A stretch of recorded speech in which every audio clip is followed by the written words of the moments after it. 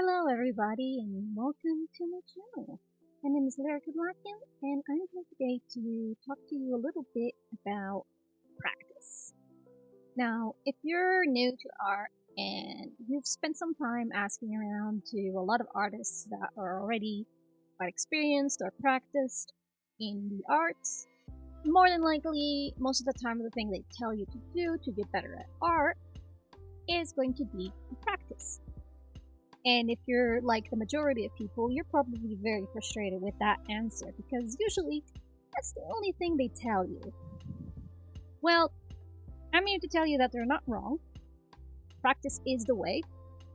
However, I do feel that sometimes artists are a little vague about what that entails. And that's what we're going to be elaborating here today. But before we go into that, let's talk a little bit about the art that's going on in the background. This is a cover from my comic for Rise of the TMNT. It is called The Adventures of Mikio Tsukimura, Jade's Arrival. And it is a story about an OC of mine. It's about a character, Jade, who accidentally travels to another place, injured and wounded, and gets rescued by an unlikely source. If you want to know more about that, link in the description below. Let me know what you think about the comic, like and subscribe and all that good stuff for it, and let's get to our class. So, what does practice, practice, practice mean when they tell you that that's the answer to get good at art? Well, they mean that you're supposed to have a regular and reliable schedule or routine to essentially practice your skills and to actively try to, once again, practice the parts of doing art that you struggle the most. So, for example, if you struggle a lot with, say, drawing faces, maybe that's something that you should put into your practice routine. Do something like 10 faces a week, something like that. Nothing too detailed or too intricate, but enough for you to get just what you're struggling with, which in this case is faces. So first of all, when you're trying to figure out what you want to practice in, try and make a little list of all the skills that you want to get better at. What you are confident in, and what you're not confident in, and what you feel you're willing to step up for right now. Because you don't have to try and get better at everything at once. Try and start with the small, simple things first, just to get yourself a little bit of momentum. And then, as you go along, you can always add and increase or even remove if you feel more confident with certain things after some practice. My personal practice schedule, I am constantly shifting it around. I am always doing things like, I've been practicing a lot of expressions this month. Maybe next month I'm gonna practice more like body language. Stuff like that. And I might put expressions again later on. It always happens. So, let's say that you've gone through this list and now you're going to be asking me, like, what now? What do I do? Well, let's say that we're going with facial expressions in this case. I want to get better at those. Okay, how can you get better at them? Well, first of all, for any art skill, any at all, your main source of training and information isn't even going to be about putting down a line on paper or digitally. It's going to be about using your eyes. Your eyes are your main tool to learn to draw, unless you are a very, very special case where you're blind, essentially. And there are a lot of blind artists that manage to find their own way to do this, which is fascinating and amazing, and I applaud all of you for your tenacity to want to draw that way. I can't understand how and how you even get the willpower for that, but you guys are amazing. But considering you are in the majority that does see, your eyes are going to be your main tool. When I first started drawing more seriously, I started to notice that after a few classes where I would have to look at an object, usually a fruit, and draw it for an hour or two in class, I would come out of class and walk home, and I would start to notice that my eyes were taking in a lot more detail about my environment. I remember distinctly that one class, I noticed it so much that I spent like 10 minutes looking at a pigeon in the middle of the street because I was taking in all of the detail on the feathers, the expression, the movement, everything from this pigeon. And I didn't have to draw it. I didn't draw it. But I remember it distinctly because my eyes were getting used to taking in all that visual information. And the more you do this, the more you practice watching, the more it's going to become second nature to you. And at one point, you're going to even start drawing things and be like, when did I learn to do this? And it's from subconsciously starting to do this thing. So, in this case, we go with the example of facial expressions. Where can you practice? Where can you watch facial expressions? This depends a little bit from person to person. Usually you have family members, videos even these days. When I started practicing it a lot more seriously, we had YouTube, but it wasn't as filled with wonderful knowledge from today. So I did the next best thing. Since I live in Portugal, and I had very late music classes, I would have to wait at a mall for my mom to pick me up. And sometimes, on those evenings, I would go to the cafeteria area, where when there were football days, because I live in Portugal again, the thing that happens in those days is if people don't have a TV, or if they like to socialize together, they will usually go to places like malls or coffee shops to sit at a table, eat, and watch the game with all the other people around them. And this is mostly men. So what happened was I would get a table underneath the TV, sit there with my sketchbook open, and wait for them to sit down. And in no time at all, the whole cafeteria area, all the tables would be taken over by men who would be very attentively looking at the screen while the game went. And what happened is their expressions would change depending on the game, and it would be very extreme expressions, a whole rich variety of them. So I would just spend this hour of waiting for my mom, sitting there and watching their faces and drawing them. And it was a very valuable experience for me learning to do expressions. It's not the only way to do it. There's several different ways you can do this. Usually public spaces are the best. And by that I mean not things like the bus, where people usually have a very still face, but things like coffee shops or places where they're being social with others. So, what should you actually draw to practice these expressions you're seeing then? Well, take note things like, for example, how an expression changes from one to the other. What muscles in the face are being used? What is happening with the eye when it's being excited or very dull? Or even enraged in the case of football matches. And try to just, at first, don't even worry too much about it. Just draw what you can from them. Just do the best you can. Take as much visual detail you can from those. Register everything that you see.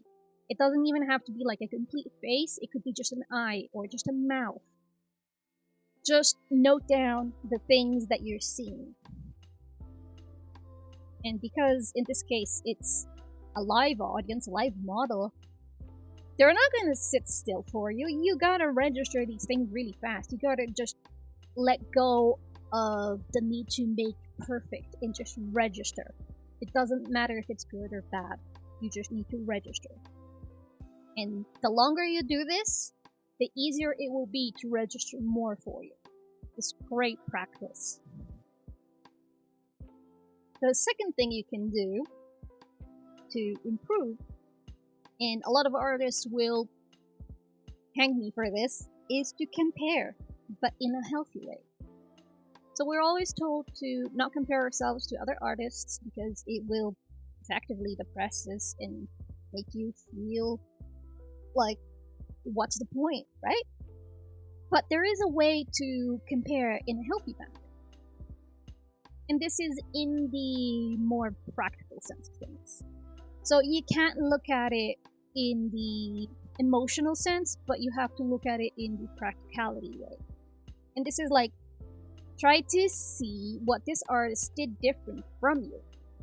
What resources did they do in their visual memory and what they've learned to make it look better than what you've been doing so far. And even sometimes it's not even a matter of what they've been doing better, but just a different way they've been doing it. A lot of really good artists have the very different styles in general, so it's not a matter if they're better or worse than the other, it's just different. But it's still trying to express the same. So just take note of those things, compare. Not just for yourself and your work with theirs, but also their work with other people's work. Like, for example, anime artists and manga artists will have hundreds, if not millions, of different styles of doing eyes. None of them are necessarily wrong, they're just doing them differently. Try to see what works for what. What do you like the most? And then, if you do practice, for example, with pictures or with film, if you're trying to draw from an example, say a piece of fruit that you have photographed, whether you did this digitally or in real life, you can always use that photograph to then put next to, or to even put above, your own artwork to kind of like compare and see what you did wrong. Try to note down where you're failing. Are you failing in the notion of depth of the figure? Are you failing in the texture? Are you failing in other many things? And this will help you tell, like, okay, I'm not doing this that well, so I need to practice that more. I need to try and do that more times until I get it right. And part of this is also, you need to figure out that it's okay to make mistakes. Art is about doing thousands of pieces until you do the one correct one that you are happy with. So don't be afraid of doing wrong, because you're going to. It's not a matter of if, it's just a matter of when. You are going to do a lot of mistakes, and you are going to do a lot of failures. And you know what? That's part of the fun of it. As part of the joy of art is that journey. It makes the final one, where you're happy, so much more compensating and rewarding. So remember to be kind to yourself as well. Doing art, it's difficult. We're in a very difficult world to begin with. Art has never been easy from the very start to take on as a living or as a serious hobby. So nobody is going to be super kind to you about it. And if they are, be suspicious. be very suspicious. So you gotta just count with yourself to be kind to yourself about it. Remember to take care of your body, to take care of your mind, to allow yourself, this wasn't great. This drawing didn't turn out that good, but that's okay. I learned from this. And also, never overdo it. While we do need thousands of drawings to get things right, we also need to not overdo things. Overdoing things will lead to burnout, which, not a fun thing. I've had a burnout for over 10 years. Not fun. And it's more than likely going to be the one thing that immediately makes you quit art. So careful with that. And also, overdoing it can lead to problems, like health problems with your body, like carpal tunnel and things like that. I've never had any problems with that, with my hands. And I've been practicing art since I was a baby. And I've never had problems. And this is because I do regular exercises with my hands to just let them stay healthy, and also to remember to give your hands a break. Have a day or another where you don't draw, simply. It gives your brain some peace of mind, and it also gives your hands a time to rest. It's important. Don't forget it. I've had so many of my friends and colleagues who overdid it, especially in animation. For the love of God, animators, don't do that to yourself. I've had colleagues who pushed themselves so far in animation with drawing to just be able to pass their school year because they needed to impress an internship, that they hurt their hands so bad they can no longer draw. They've completely screwed up their nerves. So don't do that. It's bad. And we shouldn't allow schools and companies to push us that far. It's not acceptable. It's self-destructive. And the reality is, if you do that, you're never going to be able to do what you love anymore. So what's the point at that part? I'd rather fail a school year than never be able to draw again, because if I pass the school year and then I'm not able to draw, what was the point? Right? So be sure to take care of that. Your hands, your eyes, your mind, everything. Your posture. Another thing for you to remember is, remember where you are and accept it. Accept that you're not quite there. For a very long time, I've had comics or animations or even just drawings that I've put off for years because I didn't feel like I was ready to do that image to the justice that I wanted to give it. And I practiced in that time with other pictures and other things. And eventually I would feel like I was at that point where I can do this now. That I started doing it, and it was as satisfying and as good as I wanted it to be. So, accept that you're sometimes not at the level that you want to be, but you can get there. It's okay to not be the best, or to not be good enough to the point that you want yet.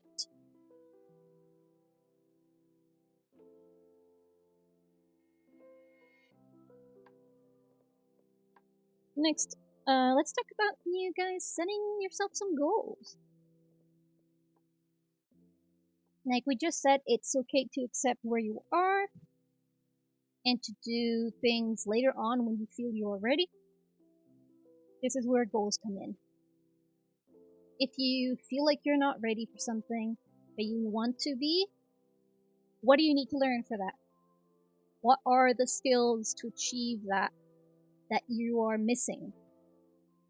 Make that your goal. Maybe you don't want to do this comic idea because you are not confident enough to do backgrounds, for example. A specific kind of background. For example, I want to do a specific comic for myself that involves Japanese architecture. And I didn't know a lot of Japanese architecture when I first came up with this idea for this comic. And for the past couple of years, honestly, it's been probably about 5 to 6 years, I've been studying and practicing a lot with Japanese architecture and comics. And I'm starting to get to that point where I'm kind of confident enough to be like, maybe I should start trying to see if I can do this comic. So try to do that. Try to set your goals based on where you want to go. Try to make them related to the things that you need to practice. But don't put too many at once. Do one at a time. And always start with the simple and small ones. Lastly, well, most people, especially people from older generations, will tell you, go to university, go to college, to get a degree in arts to be able to get a job. I'm here to tell you that today, that is bullshit. I've been to 4 universities. I have a bachelor's degree in computer animation, art, and design. I know a lot of people from all these universities, and most of them never got a job. The industry right now, it is so bad. Companies are not hiring because they want the perfect, ideal worker that does not exist. And this is to a point where even their recruiters are complaining about it. And also, they're expecting a huge amount of experience that we are just not able to get these days because nobody hires us. And lastly, there's too many of us. That is the cold hard truth. There is way too many people in the world right now who want to go into things like animation and all around it and are super talented, a great potential. But these companies that we know are not enough to hire everybody. They do not have that kind of power. They don't have that capacity. And we gotta accept that. Not everybody can go work at Disney or Pixar or anything like that. Even indie studios, not everybody can work on those. We gotta start accepting that it's time to start our own. It's time to start making our own work and making things function to our newer generations because the old one no longer works for us. It's only the 1% of the world that manages to do it right now, and most of them only do because they have direct contacts with these companies. So, university right now, not worth it. A lot of universities as well will not teach you what you need to know. I've gone to 2 animation companies, a comic school, and a film school.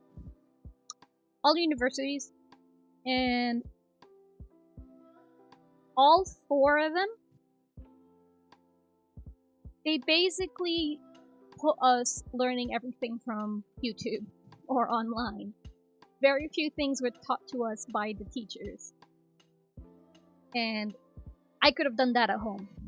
I could have done my entire degree at home. I was there mostly for the social contacts and the networking. Which, thank you COVID, you made that impossible now. Because I graduated in 2020 and didn't get that chance. So, universities are expensive. You will, if you're from America, you will likely end up with a debt that you will never be able to pay off. And that will only increase as you grow older. And honestly, there are better teachers online these days. Use courses like Udemy and stuff like that to learn what you need if you really have to. But everything is online. So it's not hard. I wish I had this access when I was studying. So take advantage of it. Learn from it. Alright, and we're reaching towards the end of our little class here, so I'm just gonna leave you with a few things to practice with. First off, try to draw from still life. Drawing from still life is great. Try fruits. Fruits are always irregular, they're never the same, even though they look alike. And you can have them close, you can pick them up and have a good look at them. They're great for practice in still life. Draw moving still life. Moving still life can be from people to going to a zoo and drawing the animals there. I used to do this a lot. Compartmentalize what you practice as well. So try to break it up into tiny pieces. Try to, like, if you're going to do facial expressions, practice mouths. Mouths are hard. Very hard. Try to do just a practice routine of mouths. Use challenges from online. These days, there's so many challenges out there for art. You have, obviously, the Oktoberfest, but we have almost a challenge for every month these days. I'm pretty sure we have more than one challenge for each month now. All you need to do is look it up and start making one. And just because they're dedicated to a month doesn't mean that you can't do them in other months either. Draw elements. So you can always do this in slow motion footage, for example. Slow motion footage is amazing for drawing animals, movement, elements like water and fire. Use those. They're great. They're really good for you to learn to study them. And finally, most people will hate this one, study the basics of geometry. This doesn't mean going into the whole fancy, complicated looking geometry exercises that make my head hurt and put me to sleep. No, this is just the basics so that you understand how depth works, how perspective works. This will help you a lot in drawing and also in shadows. Shadows, doing them right will depend a lot on your notion of perspective. Understanding things like that will be very dependent on that. And that's just about it, guys. I hope this answers your frustrating questions of how do I get better at art? And it answers what actually means to practice. It's not the best answer for anyone that wants to get anywhere fast. But the truth is, nobody does get there fast. We all have to go through this process to get good at art. Some of us have a lot more practice than others because they started earlier. Others not so much. And art is a very personal thing. The speed we go at depends on each person.